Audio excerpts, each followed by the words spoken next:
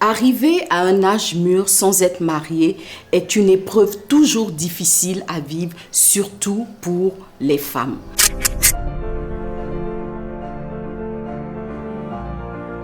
On commence alors à s'inquiéter, à s'angoisser, pour finir par entrer dans une totale panique face au temps qui passe.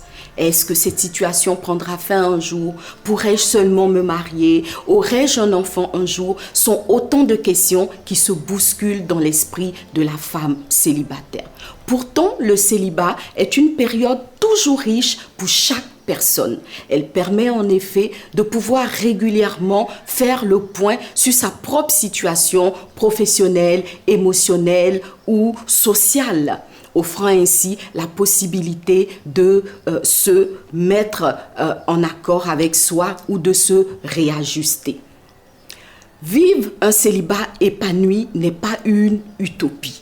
Si on est en accord avec ses propres valeurs, avec ses besoins ou sa vision de la vie.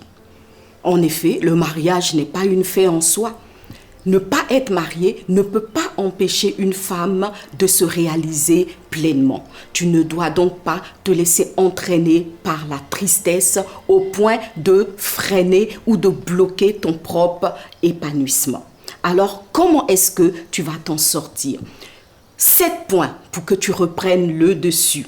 Point 1, chasse toutes les pensées d'échec parce que le célibat n'est pas un échec. Point 2, mets la situation devant le Seigneur dans la prière et surtout sois attentive à ses instructions.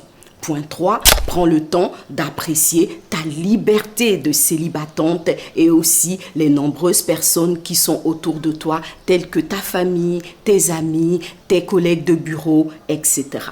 Point 4, sollicite une assistance psychologique ou l'aide ou les services d'un coach si cela est nécessaire. Tu peux aussi participer à des groupes de célibataires. Point 5, prends malgré tout le temps de faire un point sur la situation pour éventuellement identifier des points d'achoppement au mariage s'ils existent et y apporter les solutions. Point 6, mets ton caractère, tes habitudes et ton apparence aux normes d'une femme qui doit entrer dans le mariage. Point 7, ouvre-toi à de nouvelles rencontres parce que se marier nécessite de rencontrer l'homme, de rencontrer sa moitié. Voilà, que Dieu te bénisse abondamment et je proclame que le mariage n'est pas loin de toi.